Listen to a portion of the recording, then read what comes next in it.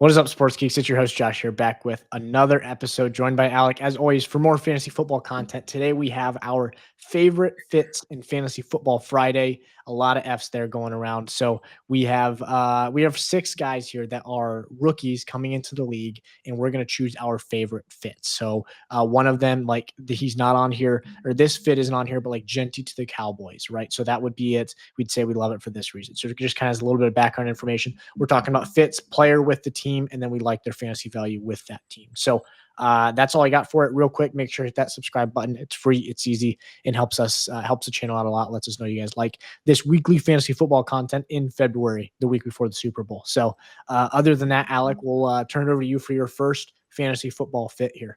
Okay, so we were texting about this. I was thinking about it. I did some research almost immediately after you texted me the idea for the episode at work.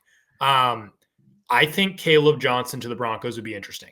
Mm-hmm. I've watched some Caleb Johnson tape so far from Iowa. He's played running back.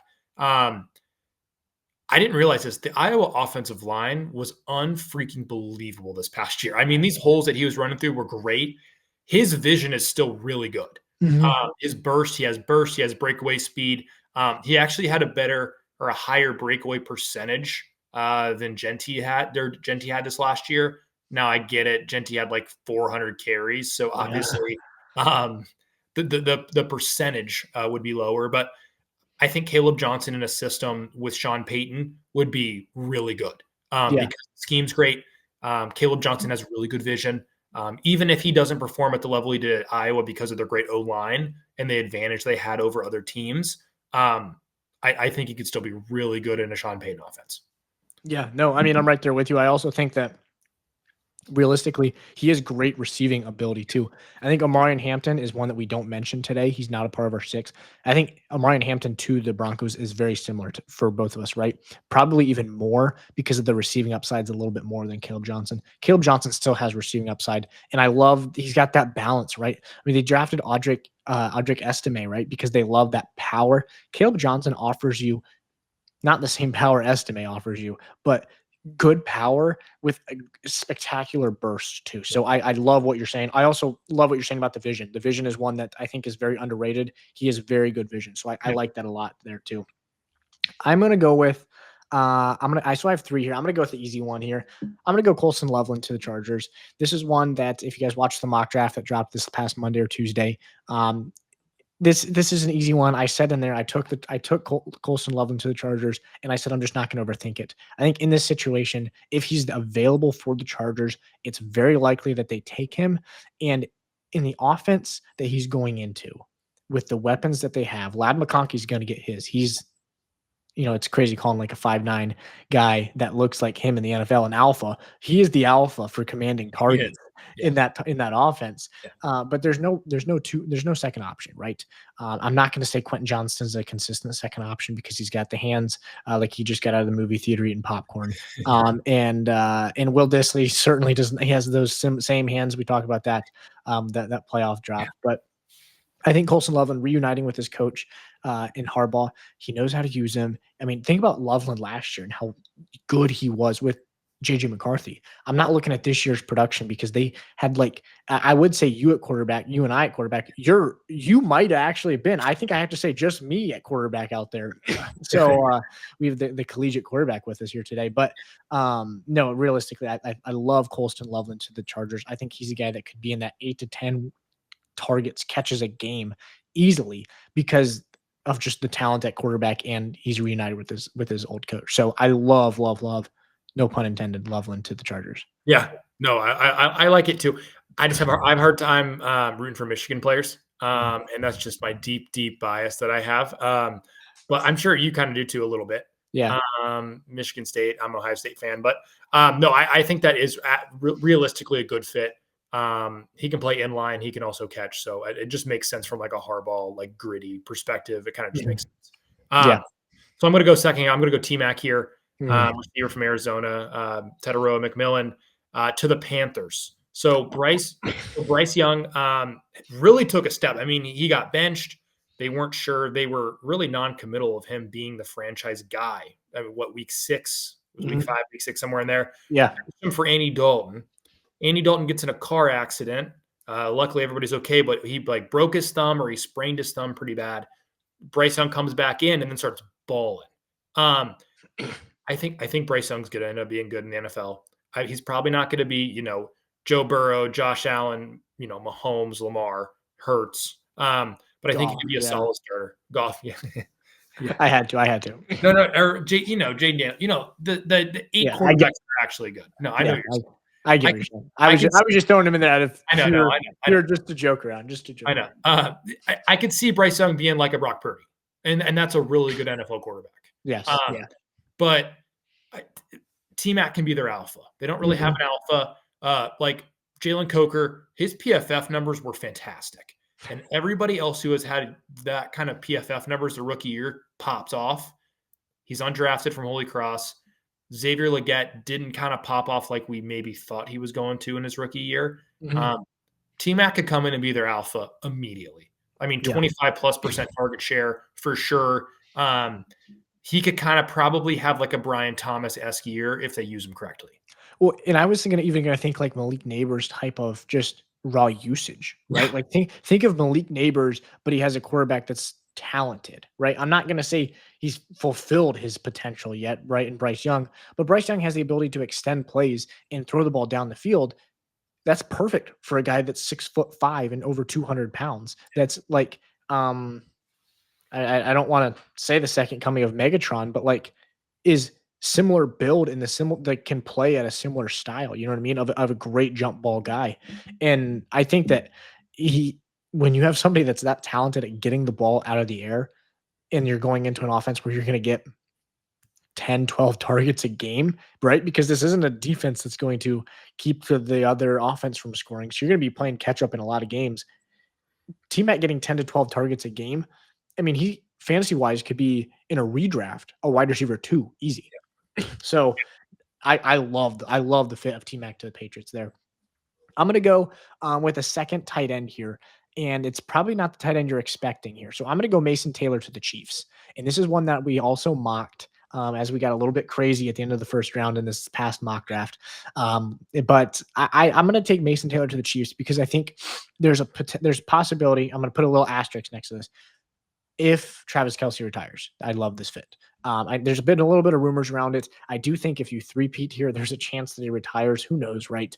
But I realistically think that if he retires, they need to fill this tight end void ASAP because you've tried to fill the wide receiver position in the past. The Chiefs have to get production out of that. You signed Hollywood Brown free agency. He's injured all year. You traded for DeAndre Hopkins. He's not even remotely the DeAndre Hopkins you're expecting to get, right? So I think that they're trying to fill the void of having weapons for Patrick Mahomes, and you can't fill it from the wide receiver spot. Xavier Worthy, I will say, has had a very promising rookie year. But if you can't just take the tight end position out of this offense, right? Andy Reid has always played with a tight end. The Chiefs franchise has always had great tight ends, right? So I think that you have to find somebody new. This is being recorded right after the Senior Bowl.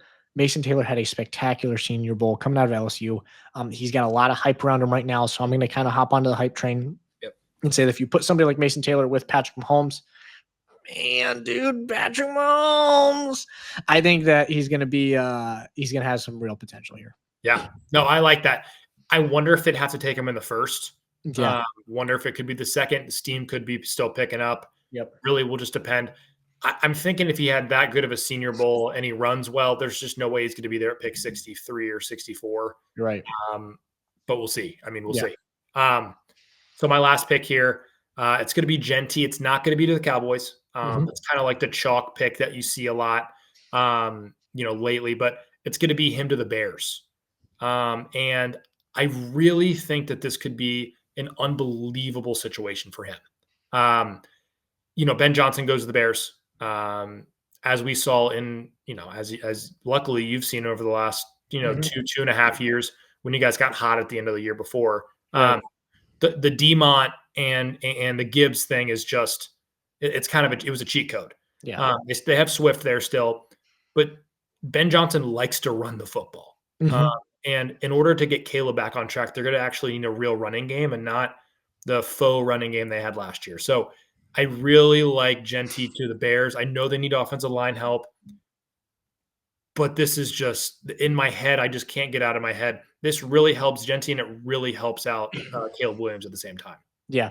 Well, I think the one thing that you could see too is that you could just see them go try to fill that offensive line in the free agency, right? Yeah. And so maybe you say, look, we know, maybe you don't know, we have a very strong feeling Genty's going to be available at 10. And this is a guy we can't pass up on. This Yeah. is a running back that we can let Swift walk and go sign somebody like David Montgomery, right? And I know David Montgomery's worked out really, really well.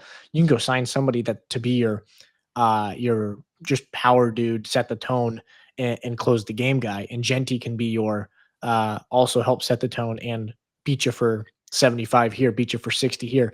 I mean, Genty can do it all, but I love the fit. You have so many offensive weapons around him, which he hasn't played with before, right? At Boise State, I mean, he's playing against Penn State with 9 guys in the box most snaps, Yeah. right? And it's like, yeah, well, good luck. Guess what we're going to do? We're going to hand it off to him.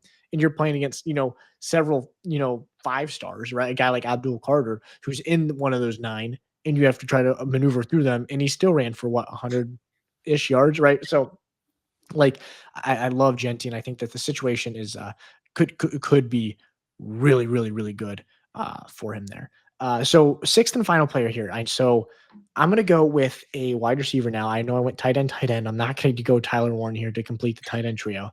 I'm gonna go wide receiver, and I'm gonna go Emeka Egbuka to the Pittsburgh Steelers. I think it's very likely personally that the Steelers move on from George Pickens. And if they move on from George Pickens, they need to fill the void. I think Emeka Egbuka is a very, very sure-handed, good route running. He's not going to do anything at a elite all-pro level, but he's going to do everything at a very, very good level. And I think that's what the Steelers need. He's not going to go beat you with 4.2 speed over the top, right? He's not going to go moss somebody 3 times in a game and high point the ball. But what he is going to do is he's going to be open 20 yards down the field on a crosser 3 times a game. Yeah. And what he's going to do is he's going to come down with the tough contested catch on 3rd and 10 at the sticks. And so I think that's what you need out of him for the Steelers. I also think that as talking fantasy now, it's not talking football, it's talking fantasy. You're giving me a guy, I don't care what the quarterback situation's like. You're giving me a rookie wide receiver that I know is talented, that nearly broke the all-time receiving yards record at Ohio State, that can come in here as the wide receiver 1 on an offense. Yeah, I'll take that. Yeah, and also he did break the receptions record. Yeah, broke the reception, about, almost broke the yards. So you're telling me about a guy who has the most receptions in Ohio State history, and we've seen who's come out of Ohio State. Yeah, so I know I love that fit. Sadly, I'm a Bengals fan. That would really hurt me because I know he'd actually turn out to be really good for the Steelers. And the Steelers, I know George Pickens has the issues off the field and sometimes on the field, I guess, but they don't miss at receiver. They rarely miss. So I think this would be a really good fit. I think they develop the receiver position well. I'm really interested, and I know this isn't, an episode about Roman Wilson, just how he progresses and Egbuka with him. That could be their tandem of the future, and they could just get rid of Pickens. So you never know. Yeah, no, it'll be interesting to see there. But those are 6 guys that we really like the fits, right? So I know the last 2 weeks we've done mock drafts for fantasy. This week we're gonna mix it up, or 2 weeks ago, 3 weeks ago, whatever. The last 2 fantasy football episodes were mock drafts. This week we mix it up, a little bit of our favorite fits. Maybe we're back next week with a mock draft.